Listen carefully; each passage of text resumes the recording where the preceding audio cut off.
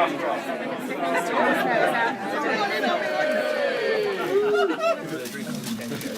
I don't know if there was anything you were ever really, really scared of, but for me, I really, really, really hate reading out my own work. So, I mean, a lot of people talk about the book of your heart, whatever that means. And I think for a novelist, it's the kind of book that you want to write. Nobody's told you that anyone wants to publish it or that the market's right or that. It's just, you get an idea and you think, this is a book I'd really, really like to write because I'm really interested. And it's set in Poland. Most of you probably know my mum's Polish, so I've been to Poland, many times over the years and sort of seen it as a developing country. And part of my family comes from Krakow, representative really of where Poland was. You've got the fashions of Europe and the sort of fact that you could be anywhere in Europe in Krakow, but at the same point you've got the political things going on which make it really interesting. This was Poland didn't exist at this point. It had been conveniently carved up following the Polish Cave, where it was allowed to be Polish. And in fact, considering some men in the audience, I thought I won't read you a mushy bit. I'm going to read you my jewel scene, because jewels were actually illegal in England by the early 19th century, but in Poland it's still fair game. Okay? They had ridden through the breaking dawn to Belica forest on the edge of the city. It was misty and cold, and Henry was glad he'd accepted the thick wool cloak Marek had offered him for the ride. Here's the spot. Marek drew to a halt just before a clearing. We'll tie the horses here. Henry dismounted, his boots landing on the ground with a crunch. He tethered his mounts beside Marek and looked about him. There was nobody else in sight. He pulled out his watch and flicked it open. They were quite early. He said, I'm pleased you know your way round this forest. Extensive, isn't it? Marek dusted off his cuffs and strode ahead towards the clearing. Even the Swedes couldn't raise it in 1655, though they destroyed Belica village. The palace is rebuilt in the Italian style by a certain heiress. Marek flashed a grin, but we will not disturb her sleep from here. This clearing has been used for jewels before, frequently. Henry wondered whose blood he might be treading on. A prickle of unease tickled the back of his neck. Duelling is such a foolish business, Marek said as he paced out the grounds, but a clever fool does his groundwork, eh, Henry? Henry was unable to laugh or make a remark back. Shortly after dawn, somebody was going to die, and there remained the tiniest fear in his chest that the gentleman in question could be him. He shivered, as if, as they say, someone had walked over his grave. Henry Edmund Champion, born 1784, died 1817 in unfortunate circumstances overseas. Rest in peace. No, he had too much to do back in England, he'd decided.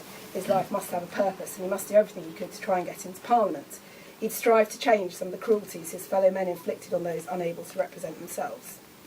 No doubt it would have been easier to be a man of less honour. He could have escaped to England yesterday and not stayed here to fight a duel with a man who apparently had no honour. You'll slay him with your honour, Marek had said. In the end, honour always triumphs, did it? Did evil not triumph sometimes?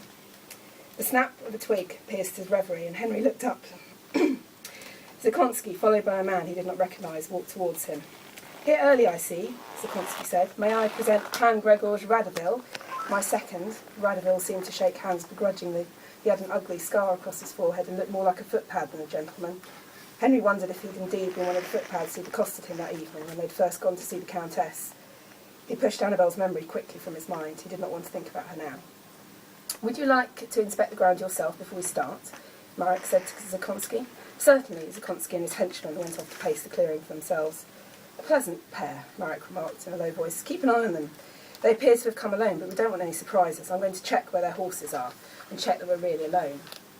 Marek departed. Alone. Yes, he felt alone. But with two enemies only yards away. Henry tried to slow his breathing. It was too fast. The dark-leaved boughs of the forest were closing in on him.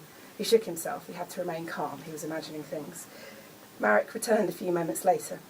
The horses are tethered close to ours. Everything seems to be in order. I can't see any evidence of anyone else being here, but we must remain on our guard. Yes. How are you feeling, Henry? You look a little pale. I'm not looking forward to this. You know what to do. Simply shoot him in the arm, his pistol arm, of course. Wound him, then honour is preserved. And if he's quicker than me? He won't be, as we intend to cheat, remember. You must turn around just before the counting is over, as we agreed. When I say 19, bang.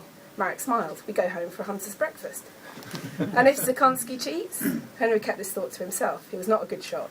He was a good shot, he knew that. He was sure he could get the pistol on from 40 paces if he had a moment to concentrate and aim, but did he have that moment? Their plan was hardly foolproof. Time to begin, gentlemen, I believe, Zakonski called over to them. You've brought the pistols, Walensky, have you not? I should like to inspect them. Of course, you may pick first, as agreed. Marek opened his bag and took out a small rosewood box of duelling pistols. They were my father's, he remarked. Henry began to grow irritated. This was no time for nostalgia. Marek held the box open as Zakonski picked up each pistol in turn and inspected it. At last he made his decision, and Henry withdrew the remaining pistol. A thought suddenly occurred to him. He'd not inspected both pistols. Could he really trust that Marek had not tampered with anything? Of course he could. Marek would not betray him to Zakonski. His hands trembled as he loaded the pistol with powder. The niggling doubt would not go away. Not even as they turned their backs on one another, and Marek began the count. 1, 2, 3. 1 foot in front of the other, as though he was a clockwork figure wound out for the amusement of the child. Henry tightened his grip on the pistol. 9, 10, 11. He checked again that the pistol was fully loaded. He felt his finger trembling against the trigger.